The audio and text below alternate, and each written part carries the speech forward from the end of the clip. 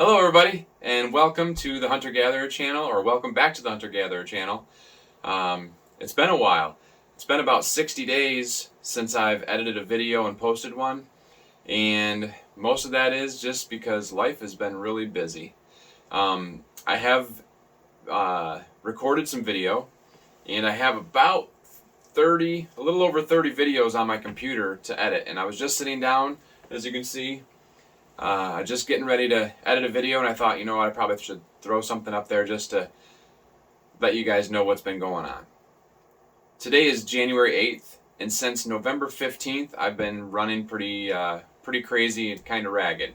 I got hired with a new job, a new company, on November 15th, and most of that is because COVID really did a number on our company business, our family business, and Joy and I were both working for my parents, and all of our eggs are in one basket, and it was medical transport. I think I've talked about that before, and we're down quite a bit. We're probably down 60% of normal, if what we normally were making. So it was pretty tough on us. So I started putting applications in a bunch of different places, and there are a lot of different tree removal companies nearby or in our region, and so I started putting my name in on those places. I also put my name in and did an application for lineman apprentice school for boot camp. So I shotgun blasted about 5 or 6 applications, and the first one that bit I took. So I'm working for a company now that does work on trees near telephone lines or power lines, kind of subcontract through a few different electric companies, and they bid jobs, and if they win that area, then they focus on trimming those trees around those power lines to try to keep people's electric on in the wintertime, or anytime. So that's what I've been doing. I've actually been on a couple of weeks of storm where I was staying in a hotel for the whole week and working 17-hour days. My normal schedule is 4 10-hour days, but it's about hour 20-minute drive there and then back. So I've got about 2 hours and 40 minutes of commute time a day, plus 10 hours of work. Doesn't leave me much time to edit or do any of that stuff. It's been pretty interesting. Like I said, I was on storm a couple times. You know, it's pretty dangerous, some high winds and that type of thing. The ground was really wet. Some of the trees still had leaves on them, so uprooting trees and taking the whole tree down across service lines and power lines and breaking poles or things like that. So if you think about it, pray for me while I'm out there at work, and also for anybody that works in that industry.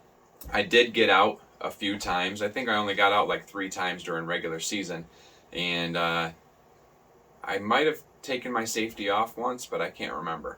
So we went through archery season into crossbow season.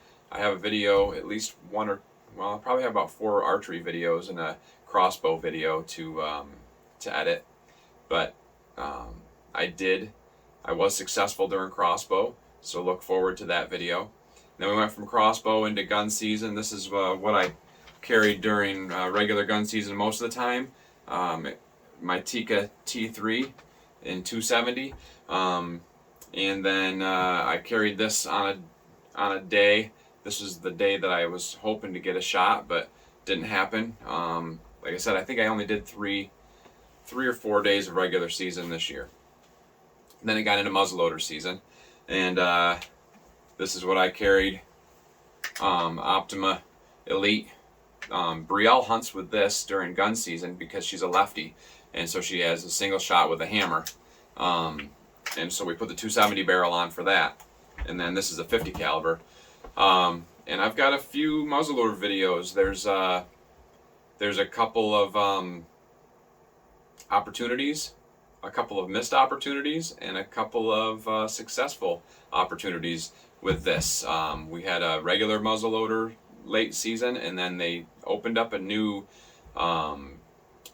holiday season late muzzleloader, and that's when I was successful. The first muzzleloader season is when I found out that my gun was off by a lot. I sighted it in on Christmas Day, and the day after Christmas I went out and had a pretty good day.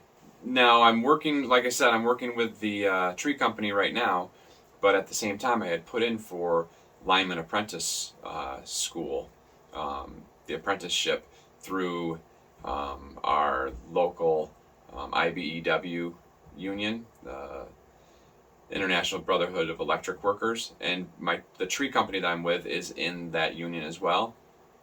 And I had put in for that, but sometimes it takes a while.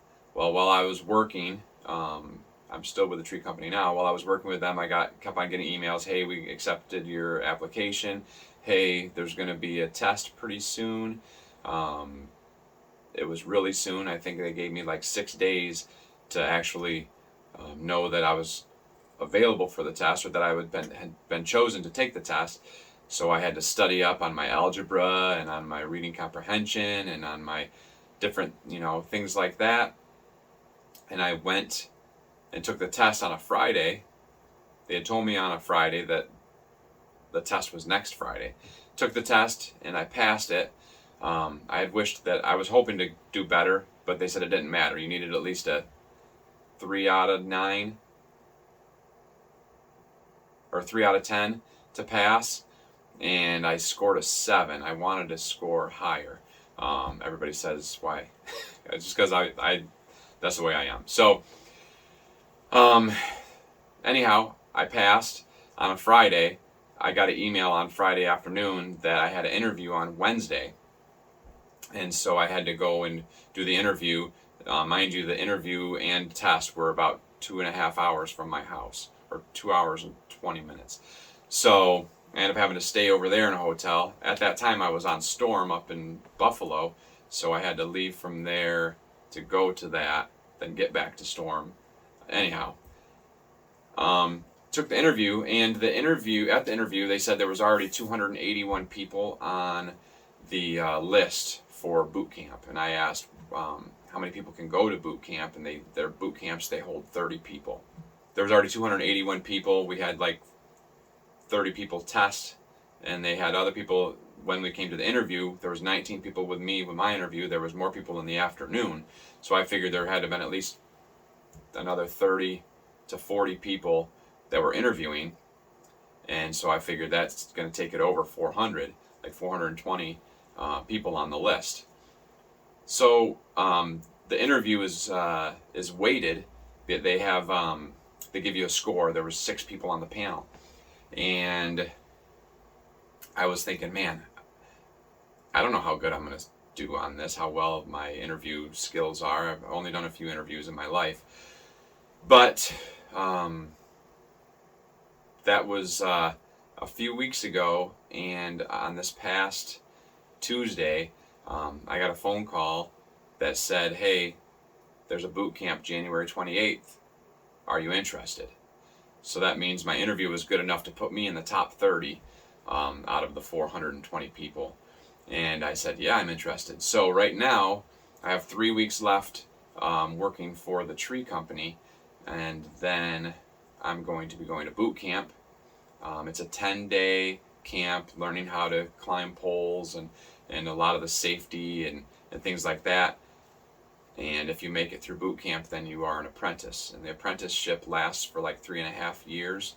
It's 7,000 hours, and there's a lot of on-the-job training stuff, but you also have book work that you have to do, and it's all online. And so it's a long road, but it's something that I am interested in. I like being outdoors, and I like to help people. And so the line work, you're helping get people's power turned back on. You're sacrificing your time at home and with family, but you're helping other families out. And my lovely wife and my kids have said, we can miss out on having you around if you're going to go help other people. So that is the story of what's been going on here at the hunter-gatherer headquarters. It's been pretty crazy, a lot of hours. You know, when we were on storm, the one week we did 77 hours, the other week we did like 102 or something like that. And so it's been kind of tiring, but productive. But I haven't been getting videos out to you guys. So hopefully you'll forgive me on that. I'm going to try to get one out once in a while when I can, but I'm going to be focusing on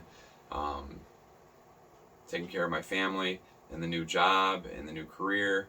And but I'm really going to attempt to try to get maybe a video a week if I can in between work and classes online and all that stuff. This year, this deer season, I missed a couple of bucks, but I got a buck. No, I got 2 bucks, and I shot 3 doe, I think. I think I got 5 deer this year.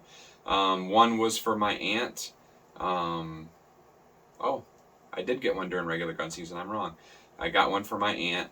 On her property, she had a doe tag that she signed over to me. I signed on my license, and that was the first deer that I filled during gun season, and the only deer. Got her a really big doe for her doe tag. I try to do that when I hunt on her property. I like to pay back, make sure she gets meat. So that was that, and